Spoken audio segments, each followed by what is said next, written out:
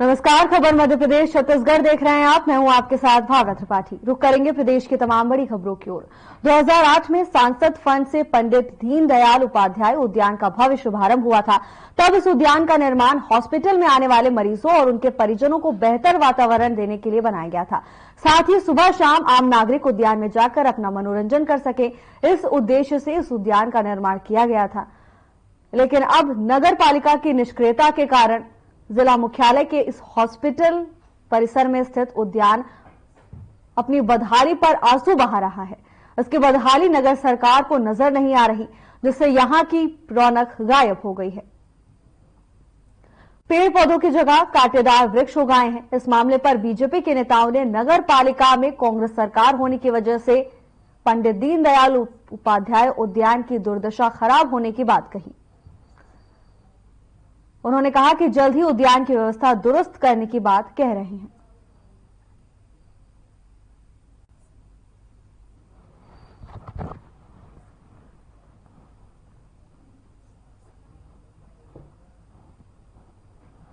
कि पंडित दीनदयाल उपाध्याय उद्यान जिस उद्देश्य को लेकर बना था कि हाँ हॉस्पिटल के मरीज आराम से रह सके, बैठ सके, उठ सके, उनको एक अच्छा वातावरण मिले, इसी उद्देश्य से पंडित दीनदयाल उपाध्याय का निर्माण किया गया था। तत्कालीन सांसद के द्वारा के मत से पैसा मिला था और उससे ही इसका निर्माण हुआ था। परंतु आज स्थिति इतनी जर्जर हो गई है, 5 साल के शासन में, कांग्रेसी शासन में इसको तहस नहस कर दिया गया है। और हम पूरा प्रयास करेंगे कि आने वाले समय में इसको हम अच्छे से अच्छा उद्यान नगर को दे सके। और पंडित दीनदयाल उद्यान जो कि हॉस्पिटल परिसर में बनाया हुआ है, इसमें कांग्रेस सरकार में इसका टेंडर हो गया था, लेकिन कांग्रेस सरकार होने के कारण, यहाँ का अध्यक्ष कांग्रेस होने के कारण उसका उद्धार नहीं हो पाया। अब भाजपा की सरकार आ गई है और शीघ्र ही हमने कलेक्टर साहब से एवं सांसद जी से मांग की गई है कि उसका बहुत ही अच्छा बनेगा, जो कि नागरिकों को घूमने के लिए, बैठने के लिए सुविधा मिलेगी और शीघ्र ही उसका अच्छा उदाहरण होगा। मैं इस वक्त मौजूद हूं शक्ति नगर के एकमात्र पंडित दीनदयाल उपाध्याय उद्यान पर। आपको बताना चाहूंगा कि इस उद्यान का उद्घाटन तत्कालीन सांसद करुणा शुक्ला द्वारा सन 2008 में किया गया था। उसके बाद से इस उद्यान की देखरेख का पूरा जिम्मा नगर पालिका शक्ति के हाथों था। लेकिन आपको तस्वीरों के माध्यम से बता दूं कि इस उद्यान की स्थिति काफी दयनीय नजर आ रही है। हम आपको बताना चाहेंगे कि इस उद्यान के चारों ओर बड़े बड़े कटीले झाड़ उग चुके हैं और ना ही इस उद्यान के देखरेख के लिए कोई यहाँ पर आता है। वहीं साथ में ये भी बता दूं कि पंडित दीनदयाल उपाध्याय जो है वो भाजपा के पितृ पुरुष माने जाते हैं, लेकिन वर्तमान में सरकार भाजपा के होने के बावजूद भी इस उद्यान के देखरेख के लिए कोई जिम्मेदार यहां पर नहीं आता है। FM न्यूज, शकील अहमद, शक्ति। इस वक्त की बड़ी खबर की ओर करेंगे। अंबिकापुर में कार और ट्रक में टक्कर हो गई। रायपुर से अंबिकापुर जा रही कार ट्रक से जा टकराई। हादसे में 4 की मौत होने की खबर सामने आ रही है, तो वहीं हादसे में 1 घायल है। उदयपुर थाने के गुमका गांव में NH 130 की पूरी घटना बताई जा रही है। अंबिकापुर से इस वक्त की बड़ी खबर, जहां हादसे में 4 लोगों की मौत हो गई है, तो वहीं 1 की हालत गंभीर बताई जा रही है। NH 130 की ये घटना है। अंबिकापुर से इस वक्त की बड़ी खबर आपको दे रहे हैं। कार और ट्रक में टक्कर हो गई, जिसमें 4 लोगों की मौत हो गई है। रायपुर से अंबिकापुर जा रही कार ट्रक से टकरा गई, इसमें 4 लोगों की मौत हो गई है। 1 की हालत गंभीर बनी हुई है। उपचार के लिए घायल को अस्पताल में भर्ती कराया गया है। अंबिकापुर में कार और ट्रक में टक्कर हो गई। हादसे में 4 लोगों की मौत की खबर सामने आ रही है। रायपुर से अंबिकापुर जा रही ट्रक से कार टकरा गई। उदयपुर थाने के गुमका गांव में NH 30 की घटना बताई जा रही है।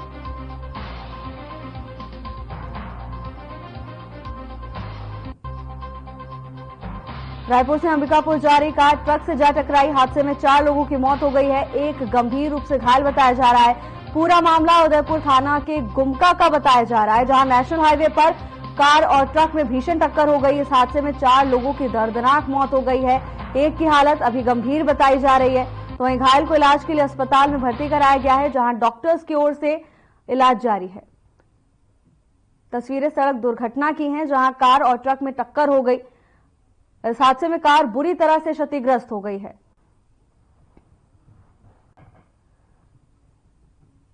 तस्वीरें अंबिकापुर के से हैं, जहां कार और ट्रक में भीषण टक्कर हो गई। इस हादसे में वाहन को भी नुकसान पहुंचा है, वाहन पूरी तरह से क्षतिग्रस्त हो गए हैं। तो वहीं हादसे के बाद भारी संख्या में स्थानीय लोग एकत्रित हुए। पुलिस प्रशासन भी मौके पर पहुंचा और एम्बुलेंस की मदद से घायल को अस्पताल ले जाया गया।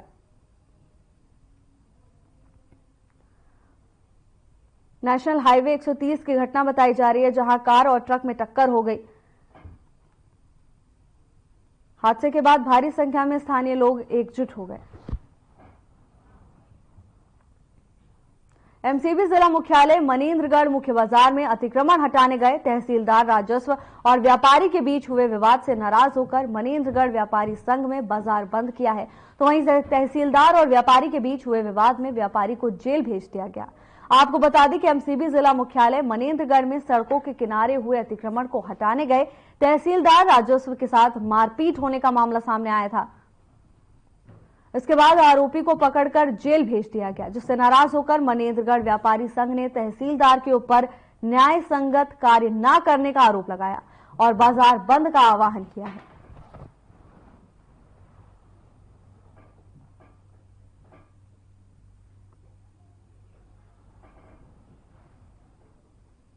छत्तीसगढ़ चैम्बर के द्वारा आज मनेंद्रगढ़ बंद का आह्वान किया गया है। शासन द्वारा विगत 10 दिनों से की जा रही अतिक्रमण हटाने की कार्रवाई जो चल रही है, विगत दिनों हम लोगों ने 23 नवंबर को एसडीएम साहब को ज्ञापन दिया था, जिसमें उनसे हम लोगों ने अनुरोध किया था कि अतिक्रमण कराने की कार्रवाई जो चल रही है बिना नोटिस दिए, बिना पर्याप्त समय दिए किसी के साथ भी या किसी भी प्रतिष्ठान में कोई तोड़फोड़ न की जाए। उन्होंने इस बात से सहमति जताई थी और उन्होंने कहा था कि बाकायदा नोटिस देकर समय देते हुए ही कोई भी कार्रवाई होगी। लेकिन कल मोहारपारा क्षेत्र में हमारे एक व्यापारी भाई के दुकान पर बिना नोटिस दिए तोड़फोड़ की गई। उसकी दुकान में रखे गए लगभग 1.5 से 2 लाख रुपए के सामान का नुकसान पहुंचाया गया। इसका जो है छत्तीसगढ़ चैम्बर विरोध करता है। कहीं भी संविधान में या कानून में ऐसा किसी को भी अधिकार नहीं दिया गया है कि किसी की दुकान में या किसी के मकान में घुसकर किसी भी की जो है माल को, सामान को तोड़फोड़ की जा सके, उसका नुकसान किया जा सके। मनेंद्रगढ़ से इस वक्त की बड़ी खबर सामने आ रही है। शराबी शिक्षक का वीडियो वायरल हो रहा है। अरविंद एक्का शराबी शिक्षक का नाम है। चंदवारी डांड प्राथमिक शाला में शिक्षक के पद पर है। किल्हारी बाजार में नशे की हालत में धुत पाया गया। इस वक्त की बड़ी खबर, जहां शिक्षक का नशे में एक वीडियो खूब वायरल हो रहा है। सोशल मीडिया पर यूजर्स जमकर इस पर अपनी प्रतिक्रिया दे रहे हैं, तो वहीं शिक्षक की भी जमकर आलोचना की जा रही है। देखिए, वही शिक्षक हैं जिनके कंधों पर बच्चों की जिम्मेदारी होती है, बच्चों के भविष्य की जिम्मेदारी होती है। वो खुद इस हालत में पाए जाएंगे तो आगे जाकर क्या होगा, इस पर कई तरह के सवाल खड़े होते हैं। किल्हारी बाजार में नशे की हालत में धुत मिला है। मनेंद्रगढ़ का एक वीडियो सुर्खियां बटोर रहा है। शराबी शिक्षक का एक वीडियो सोशल मीडिया पर खूब वायरल हो रहा है। चंदवारी डांड प्राथमिक शाला में शिक्षक है, किल्हारी बाजार में नशे की हालत में पाया गया है। ये वीडियो आपको टेलीविजन स्क्रीन पर दिखा रहे हैं, जिसमें नशे की हालत में धुत ये व्यक्ति एक शिक्षक है। जी हां, ये वही शिक्षक है जिन्हें बच्चों को पढ़ाने की जिम्मेदारी दी जाती है, उनका भविष्य सुधारने की जिम्मेदारी जिनके कंधों पर होती है, वो ऐसी हालत में पाए गए हैं। तो वहीं अब लोगों की ओर से शिक्षक पर कार्रवाई करने की मांग की गई है। पूरा मामला मनेंद्रगढ़ का बताया जा रहा है, जहां बाजार में एक शिक्षक शराब पीकर नशे में धुत पाया गया।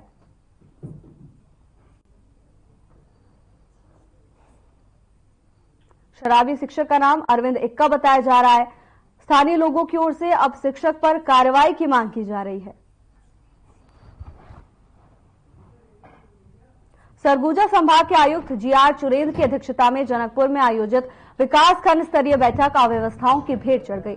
ग्रामीणों ने अधिकारियों पर गंभीर आरोप लगाते हुए कहा कि ये बैठकें सिर्फ औपचारिकता है। ग्रामीणों ने कहा कि उनकी अनदेखी की गई है, पीने के पानी और अन्य सुविधाओं का अभाव था, जबकि अधिकारी आराम से चाय नाश्ता कर रहे थे। पूरा मामला मनेंद्रगढ़ का बताया जा रहा है, जहां ग्रामीणों ने अधिकारियों पर गंभीर आरोप लगाए हैं। ग्रामीणों का कहना है कि उनके खाने पीने की व्यवस्था नहीं की गई, यहां तक कि उन्हें पीने के पानी भी उपलब्ध नहीं कराया गया, लेकिन अधिकारी खूब मजे से चाय नाश्ता करते हुए पाए गए। मनेंद्रगढ़ में ग्रामीणों में आक्रोश देखने को मिल रहा है। ग्रामीणों की ओर से अधिकारियों पर गंभीर आरोप लगाए हैं। स्थानीय लोगों का कहना है कि अव्यवस्थाओं के चलते उनमें रोष व्याप्त है।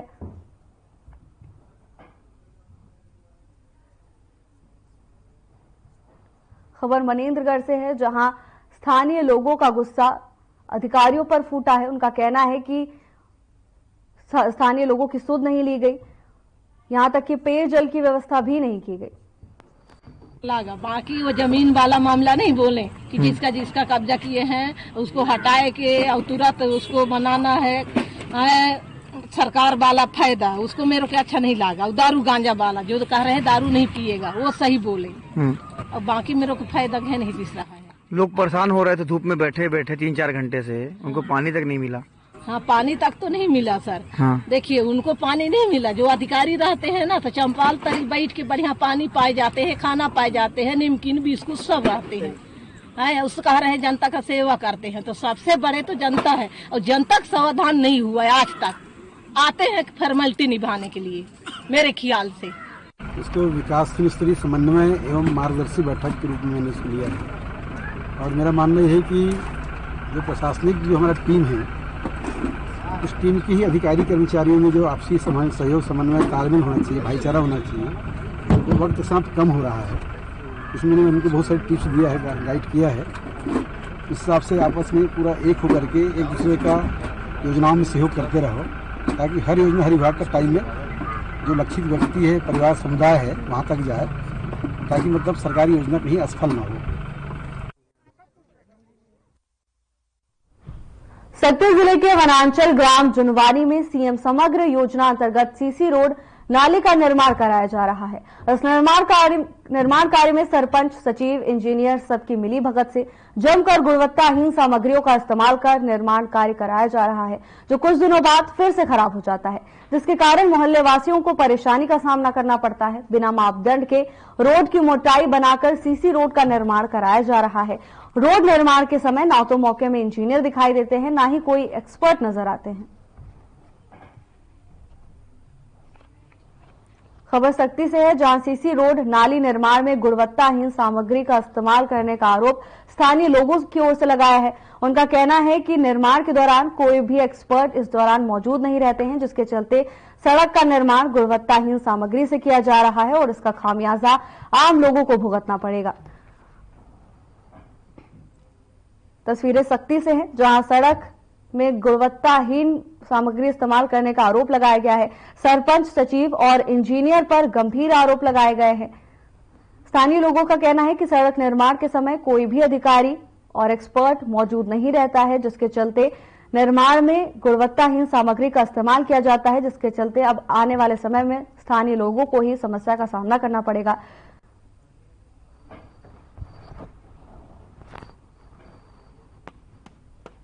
काफी सवाल हो रहा है जी।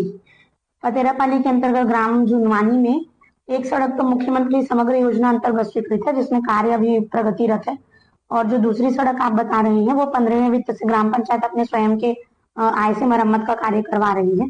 दोनों में मुझे और एक नानी भी है वहाँ मरम्मत के लिए।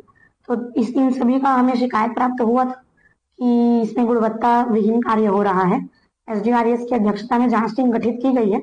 जांच प्रतिवेदन प्राप्त होने के उपरांत इसमें डेफिनेटली कार्यवाही की जाएगी यदि कोई कमी इसमें पाई जाती है तो।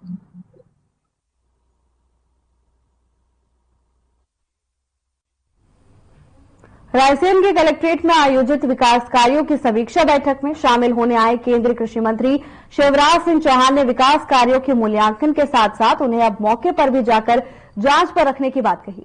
बैठक में कुछ विभागों की समीक्षा पर वो संतुष्ट हुए, तो वहीं कुछ विभागों को लापरवाही और तैयारी पूरी नहीं करके आने पर जमकर फटकार लगाई। उन्होंने कुछ अधिकारियों को फटकार भी लगाई।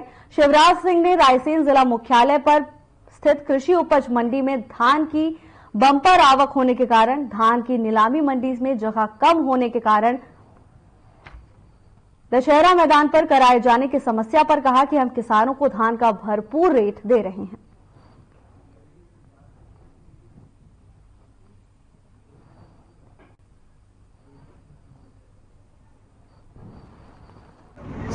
और इसी संकट की मुक्ति के लिए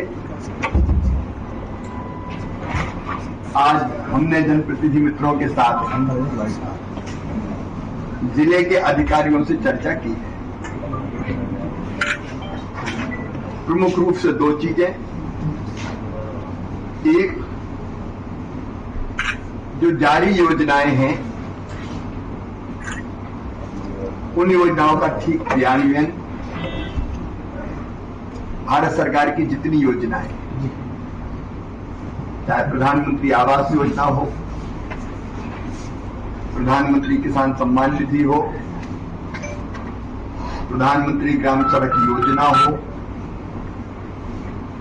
आजीविका मिशन की योजना हो, शहरी आवास का सवाल हो,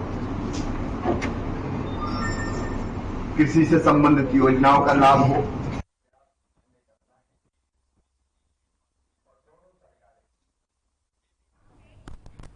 केंद्रीय कृषि मंत्री शिवराज सिंह चौहान बीते शनिवार को रायसेन स्थित वन परिसर में आयोजित लखपति दीदी सम्मेलन में कार्यक्रम में शामिल हुए थे। सम्मेलन में सांसद दर्शन सिंह चौधरी और उनके साथ स्थानीय जनप्रतिनिधि भी इस कार्यक्रम में शामिल हुए। केंद्रीय मंत्री शिवराज सिंह चौहान ने लखपति दीदियों को संबोधित किया।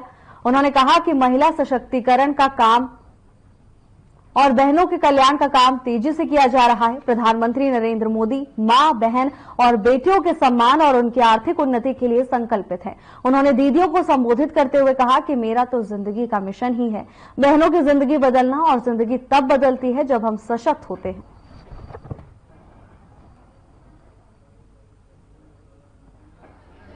राज्य सरकार की योजना, अब लखपति दीदी प्रधानमंत्री जी के हृदय का कार्यक्रम है और मुझे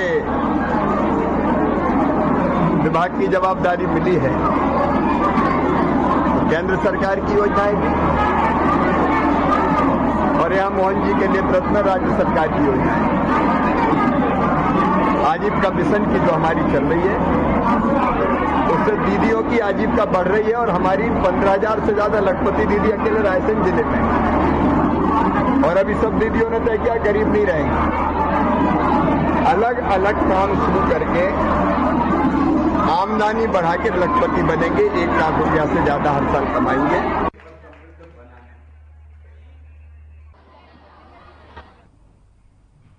रायसेन जिले के विश्व प्रसिद्ध पर्यटन नगरी सांची के चैत्यगिरी विहार मंदिर में 2 दिवसीय सांची महाबोधि महोत्सव का शुभारंभ भगवान गौतम बुद्ध के परम शिष्य महामोदग्लायन और सारिपुत्र की पवित्र अस्थियों की पूजा अर्चना के साथ शुरू हुआ।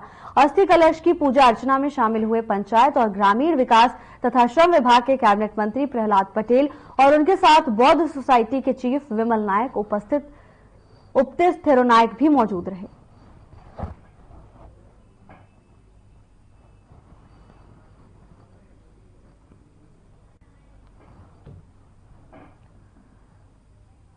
रायसेन में 2 दिवसीय सम्मेलन का आयोजन किया गया। बौद्ध सोसाइटी के चीफ भी इस कार्यक्रम के दौरान मौजूद रहे। 2 दिन तक चलने वाले इस कार्यक्रम में दूर दराज से लोग शामिल होने के लिए पहुंचे। देश और विदेश से भी भगवान बुद्ध के अनुयायी इस कार्यक्रम में शामिल होने के लिए पहुंचे हैं। सांची में महाबोधि महोत्सव की शुरुआत हो चुकी है, जिसको लेकर श्रद्धालुओं में खासा उत्साह देखा जा रहा है। भारी संख्या में लोग कार्यक्रम में शामिल होने के लिए पहुंचे, तो वहीं भगवान बुद्ध के अनुयायियों ने भी कार्यक्रम में शिरकत की। शासन की ओर से मंत्री प्रहलाद पटेल भी इस कार्यक्रम का हिस्सा रहे। बौद्ध सोसाइटी के चीफ ने भी कार्यक्रम में शिरकत की। तस्वीरें रायसेन से हैं, जहां 2 दिवसीय कार्यक्रम की शुरुआत की जा चुकी है। भक्तों में भी खासा उत्साह देखने को मिल रहा है। भगवान बुद्ध के अनुयायी दूर दराज से इस कार्यक्रम में शामिल होने के लिए पहुंचे हैं।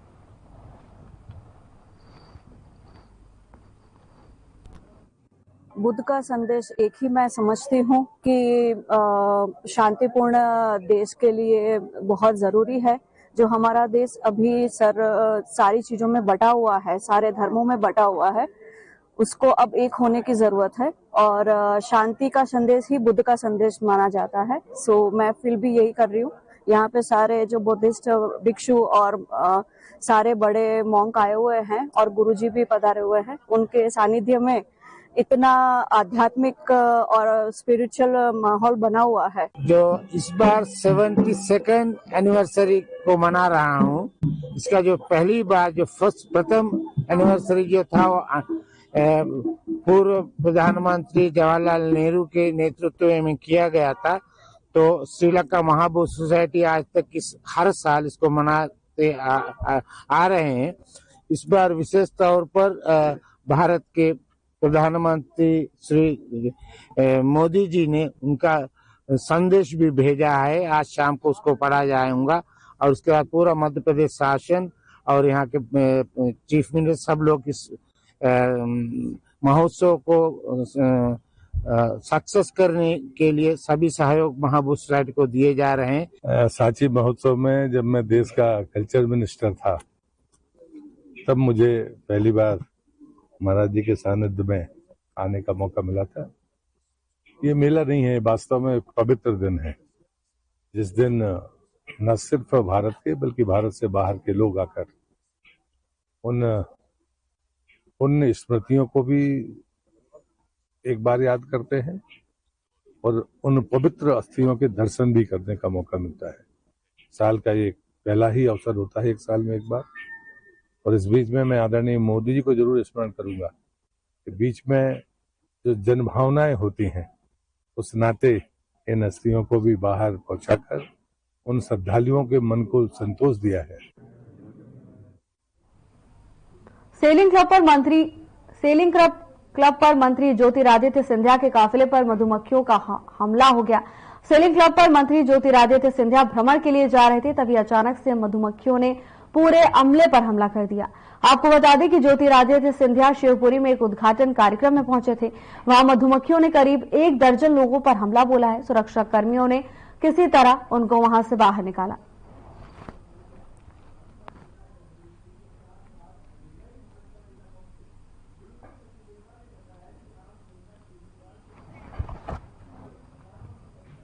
सीहोर जिले के विकासखंड भैरुंदा के ग्रामीण क्षेत्र में शिक्षा व्यवस्था का बुरा हाल है। विद्यालय में शिक्षकों का समय से ना पहुंचने का सिलसिला लगातार जारी है, जिससे बच्चों की पढ़ाई प्रभावित हो रही है।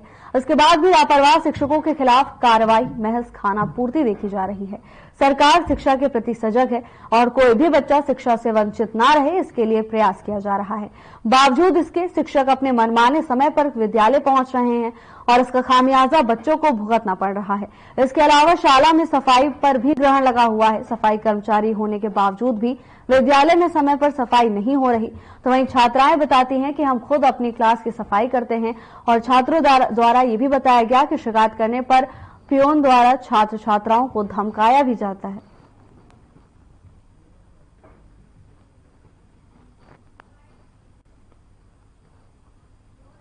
वहीं बच्चों ने और भी कुछ बातें बताइए, क्या कहेंगे आप इस सब बातों पर? ठीक है, अभी तक आप जो बता रहे हो साफ सफाई का तो विशेष तौर पर हम ध्यान रखेंगे। जैसे अभी कुछ दिन पहले हमारे जो यहाँ के व्रत थे वो चुनाव में उनकी ड्यूटी लग गई थी, तो अगर साफ सफाई की बात है तो अगली बार हम विशेष ध्यान रखेंगे। चुनाव की ड्यूटी की अगर बात करें तो 13 नवंबर को चुनाव संपन्न हो गए थे। 14 से व्रत अगर आ गए हैं तो आज अपने पास 29 तारीख हो गई। करीबन 10-15 दिन का समय मिला। क्या इसमें अपन सफाई नहीं करवा पाए? नहीं, सफाई है ना, ग्राउंड की वगैरह इधर पूरी सफाई। क्लास में तो ऐसे कभी कभी बच्चे इतने सारे हैं जाते हैं, जैसा अभी हम सुबह से उनको रिमेडियल क्लास लग रही है तो कुछ बच्चे भूखे आते हैं, तो हो सकता है वहाँ पे कुछ कचरा मिला होगा। तो विशेष तौर पर मैं और भी अगर डस्टबिन भी रखी हुई है तो बच्चों ने यदि बोल दिया होगा तो हम विशेष उसमें सुधार करेंगे। जैसे राष्ट्रीय के जो गुटखा पाउच जो होते हैं जर्दे के, वो भी कुछ क्लासों में मिले हैं या अपने प्रांगण में देखते जा रहे हैं? नहीं, स्टूडेंट को काम करते हैं। क्या करते हैं? मतलब ये बोलते हैं ना कि टीचरों को चकमा देके खा लेते हैं। तो मतलब टीचर चेक नहीं कर रहे हैं कि क्लास में स्टूडेंट गुटखा पाउच वगैरह लेके आ रहा है? इस प्रकार की कोई भी परीक्षा नहीं है ना? अभी योगेश भाई ने करवाया। कब करवाया? पहले अभी 2-4 रोज पहले सबको समझा दिया। तो उसके बाद भी तो पाउच पड़े हैं? तो पाउच खाली होंगे। नहीं तो खाली होंगे तो फिर सफाई अपन नहीं कर रहे हैं। सफाई तो होती है ना। तो कब से झाड़ू नहीं लगी? 1-2-4 रोज में लगती है। अच्छा, 1-2-4 रोज में लगती है। हाँ, क्योंकि वो टोटल परिसर है ना कितना बड़ा, 1 से 12 तक। देखिए, आपके द्वारा ये मालूम पड़ा है मुझे कि वहाँ स्कूल में टीचर नहीं आते हैं और साफ सफाई नहीं होती है। जबकि हमने पिछली बैठक अभी 7 दिन पहले जो बैठक रखी थी उसमें सभी को निर्देश दिया था कि आप समय पे स्कूल जाएं, क्योंकि हमारे द्वारा अब चूंकि परीक्षा पास में है तो सभी लोगों को रेगुलर अपना एक्स्ट्रा क्लास भी लगाना है। अगर ये ऐसी स्थिति पाई गई है तो हम उसके लिए उनको नोटिस जारी करेंगे और जो भी यथोचित कार्रवाई होगी उसको करेंगे। सर, वहाँ पे एक अतिथि शिक्षक है, वो दूसरे स्कूल में भी पढ़ाता है, इसलिए वो लेट हो जाता है। फिलहाल के लिए बस इतना ही। जल्द हाजिर होंगे नई अपडेट्स के साथ। नमस्कार।